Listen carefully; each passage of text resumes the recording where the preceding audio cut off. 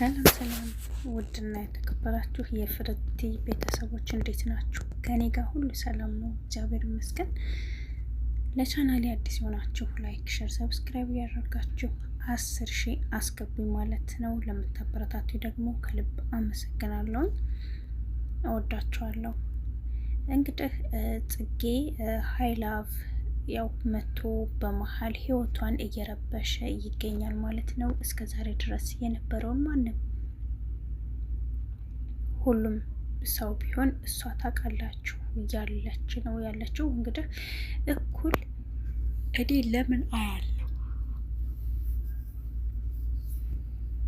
ለምን እንደ ማንኛውም ሰው እኔ ለምን በቪዲዮ ላይ አያለሁ ተጫነው ዩቲዩብ ላይ ነው እያለው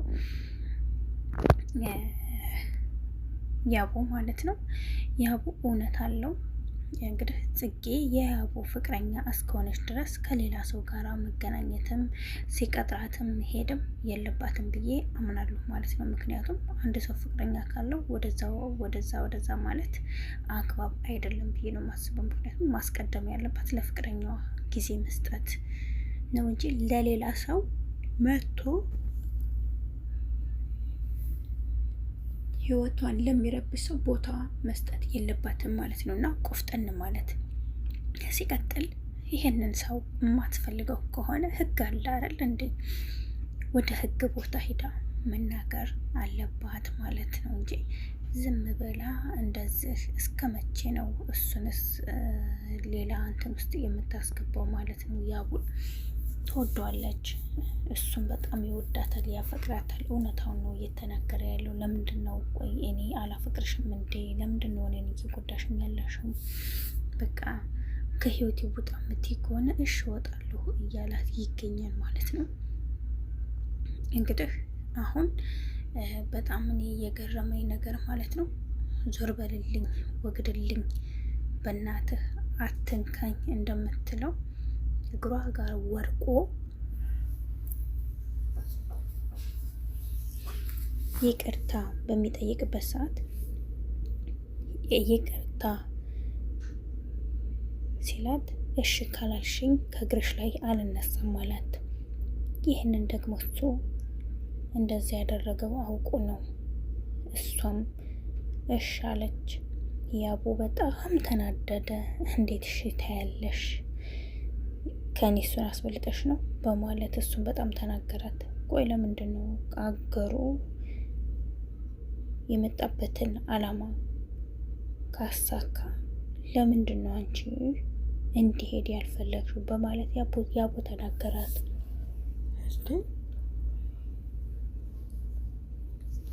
ለምንድን ነው የሚሄደው?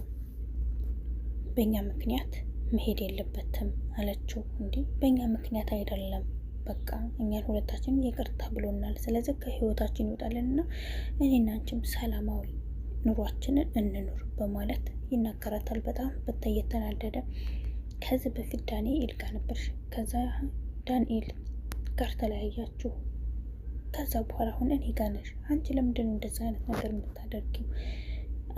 ተይ ጽጉ ተይ እያለ ይገኛል። እሷም ምን ላድርግ? ምንድን ነው እያልከኝ ያለከው?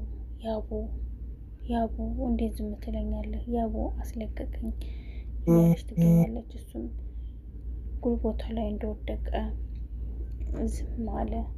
እሷም እባክን ያቡ አስለቀቀኝ በማለት እንዴ ልቀቃት በማለት እሱም ተናገረው።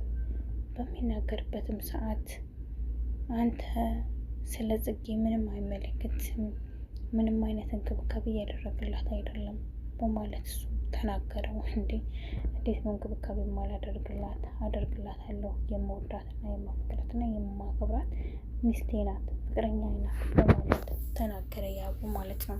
እንግዲህ እሷ ክርክሯ ለምን ይሄዳል ነው፣ በእኛ ምክንያት ለምን ይሄዳል በማለት እንግዲህ አስቡት። እሱን ተከትለው ልትሄድ ስትል እሱ ያዝ አደረጋት።